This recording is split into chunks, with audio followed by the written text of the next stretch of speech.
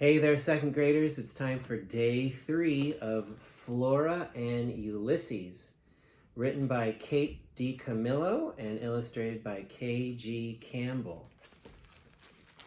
Chapter 9, The Whole World on Fire. She spoke to him, and he understood her. What the girl said was, "Ulysses, come here, Ulysses." And without thinking, he moved toward her. "It's okay," she said. And he believed her. It was astonishing.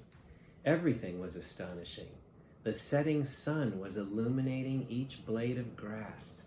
It was reflecting off the girl's glasses, making a halo of light around the girl's round head, setting the whole world on fire. The squirrel thought, "When did things become so beautiful? And if it has been this way all along, how is it that I never noticed it before?" "Listen to me," the girl said. "My name is Flora. Your name is Ulysses." "Okay," thought the squirrel. She put her hand on him.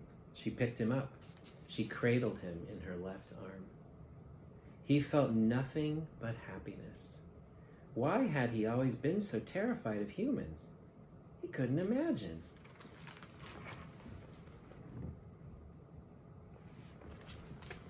But actually, he could imagine. There had been that time with the boy and the BB gun. There had truthfully been a lot of incidents with humans, some involving BB guns, some not, and all of them had been violent, terrifying, and soul-destroying. But this was a new life, and he was a changed squirrel. He felt spectacular, strong, smart, capable, and also hungry. He was very, very hungry. Chapter 10, Squirrel Smuggling. Flora's mother was in the kitchen. She was typing. She wrote on an old typewriter, and when she pounded the keys, the kitchen table shook, and the plates on the shelves rattled, and the silverware in the drawers cried out in a metallic kind of alarm. Flora had decided that this was part of the reason her parents had divorced. Not the noise of the writing, but the writing itself, specifically the writing of romance. Flora's father had said, "I think that your mother is so in love with her books about love that she doesn't love me anymore." And her mother said, "Ha! Your father is so far off in left field that he wouldn't recognize love if it stood up in his soup and sang to him." Flora had a hard time imagining what love would be doing standing up in a bowl of soup and singing, but these were the kind of idiotic words that her parents spoke. And they said the words to each other, even though they were pretending they were talking to Flora. It was all very annoying. "What are you doing?" her mother said to Flora. She was sucking on a Pitzer Pop. It made her words sound rocky and sharp-edged. Her mother used to smoke, and then she stopped. But she still had to have something in her mouth when she typed, so she ate a lot of Pitzer Pops. This one was orange flavored. Flora could smell it.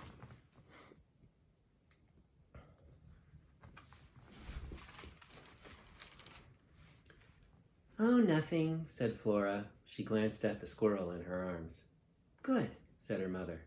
She whacked the carriage return on the typewriter without looking up. She kept typing, "Are you still standing there?" Oop, no she didn't. Rewind. Bloop. Her mother kept typing. "Are you still standing there?" her mother said. She typed some more words. She hit the carriage return again. "I'm on a deadline here, Flora. It's hard to concentrate with you standing over me, breathing like that." I could stop breathing," said Flora. "Oh, don't be ridiculous," said her mother. "Go upstairs and wash your hands. We're going to eat soon." "Okay," said Flora. She walked past her mother and into the living room, still carrying Ulysses in the crook of her arm. Crook is right here. This is the crook of your arm. It didn't seem possible, but it was true. She had smuggled a squirrel into the house. And she had done it right under her mother's nose, or behind her back, or something like that. In the living room at the base of the stairs, the little shepherdess lamp was waiting, a pink-cheeked smirk plastered on her face. There's the little shepherdess lamp right there. Flora hated that little shepherdess. Her mother had bought the lamp with her first royalty check from her first book, On Feathered Wings of Joy, which was the stupidest title for a book that Flora had ever heard in her life. Her mother had sent away to London for the lamp. When it arrived, she unpacked it and plugged it in, and then she clapped her hands and said, "Oh, it's so beautiful. Isn't she beautiful, Flora? I love her with all my heart." Flora's mother never called Flora beautiful. She never said that she loved her with all of her heart. Luckily, Flora was a cynic and didn't care whether her mother loved her or not. "I think that I will call her Mary Ann," her mother had said. "Mary Ann," said Flora. "You're going to name a lamp?" "Mary Ann, shepherdess to the lost," said her mother. "Who's lost exactly?" asked Flora, but her mother hadn't bothered to answer that question. "This," Flora said to the squirrel, "is the little shepherdess. Her name is Mary Ann. Unfortunately, she lives here too." The squirrel considered Mary Ann. Flora narrowed her eyes and stared at the lamp.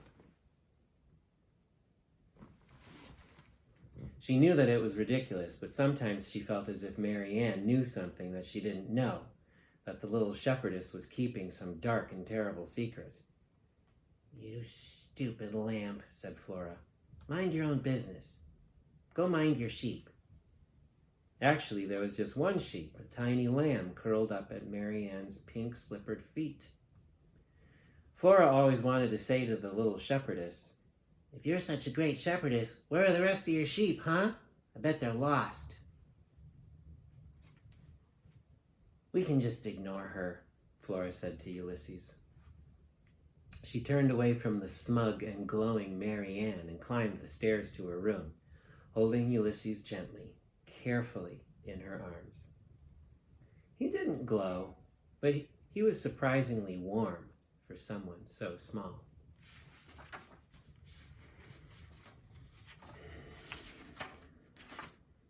Chapter 11. A nose itch. No, that's not the title. Chapter 11. A gigantic vat of incandesto. Flora put Ulysses down on her bed, and he looked even smaller sitting there in the bright overhead light. He also looked pretty bald. "Good grief," said Flora. The squirrel certainly didn't look very heroic. But then, neither did the nearsighted, unassuming janitor, Alfred T. Slipper, from Flora's comics. Ulysses looked up at Flora, and then he looked down at his tail. He seemed relieved to see it. He lowered his nose and sniffed along the length of it. "I'm really hoping that you can understand me," said Flora. The squirrel raised his head. He stared at her. "Wow," said Flora. "Great. Okay. I can't understand you, and that is a small problem. But we'll figure out a way to communicate, okay? Nod at me if you understand what I'm saying. Like this." And Ulysses nodded back. Flora's heart leapt up high in her chest. "I'm going to try to explain what happened to you, okay?" Ulysses nodded his head very fast. And again, Flora's heart leaped up high inside of her in a hopeful and extremely uncynical kind of way. Hey, second graders, can you infer how Flora is feeling right now? What do you think? Exhausted? I don't think so. Depressed? Well, let's think about what we read in the text. Her heart leaped up high inside of her in a hopeful and extremely uncynical kind of way. Excited. Happy. Anticipatory? Oh yeah, I agree. Don't hope, she told her heart. Don't hope. Instead, just observe. Do not hope. Instead, observe was a piece of advice that often appeared in Terrible Things Can Happen to You. According to Terrible Things, hope sometimes got in the way of action. For instance, if you look at your elderly Aunt Edith choking on a piece of steak from the all-you-can-eat buffet and you told yourself, "Man, I sure hope she's not choking," you would waste several valuable life-saving Heimlich maneuver performing seconds. Do not hope. Instead, observe were words that Flora, as a cynic, had found useful in the extreme. She repeated them to herself a lot. Okay, said Flora. She opened her eyes back up. She looked at the squirrel. What happened is that you got vacuumed. And because you got vacuumed, you might have, powers. Ulysses gave her a questioning look. Do you know what a superhero is? The squirrel continued to stare at her. Right, said Flora. Of course you don't. A superhero is someone with special powers, and he or she uses those powers to fight the forces of darkness and evil, like Alfred T. Slipper, who is also Incandesto. That's his superhero name. Ulysses blinked several times in a nervous kind of way.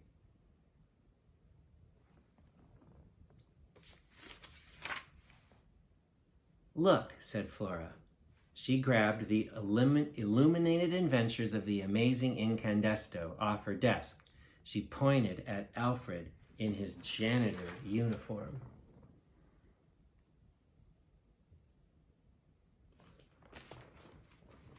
See, she said, this is Alfred, and he's an unassuming, nearsighted, stuttering janitor who works cleaning in the multi-floor offices of the Paxatucket Life Insurance Company. He lives a quiet life in a studio apartment with only his parakeet Dolores for company. Ulysses looked down at the picture of Alfred and then up at Flora.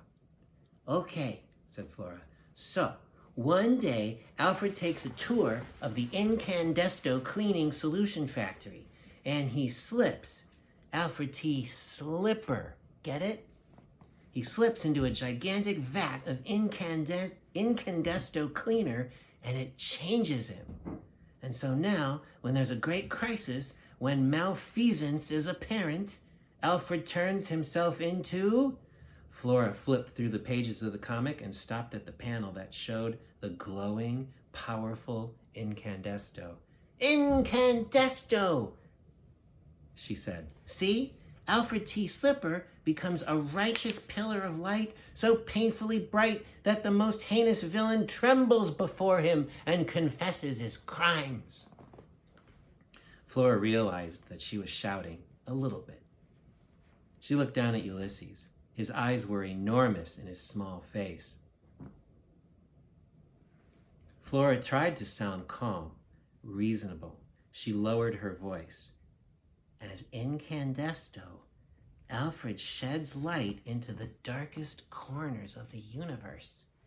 He can fly. Also, he visits the elderly, and that's what a superhero is. And I think you might be one too, Ulysses. At least I think you have powers. So far, all we know about you is that you're really strong. Ulysses nodded. He puffed up his chest. Flora, her mother shouted, get down here. Dinner is almost ready. But what else can you do? Said Flora to the squirrel. And if you truly are a superhero, how will you fight evil? Ulysses furrowed his brow. Flora bent down. She put her face close to his. Think about it, she said. Imagine what you might be able to do. Flora Bell, her mother shouted. I can hear you up there talking to yourself. You shouldn't talk to yourself. People will hear you and think that you're strange. What's wrong with being strange? second graders. I'll tell you what's wrong with that. Nothing. Back to the book. I'm not talking to myself, Flora shouted. Well then, who are you talking to? Her mother asked. A squirrel. There was a long silence from down below. And then her mother shouted, That's not funny, Flora. Get down here right now, Flora Belle. All right. Tomorrow, maybe we'll find out the superpowers of Ulysses. Or maybe we won't. Not yet, anyway.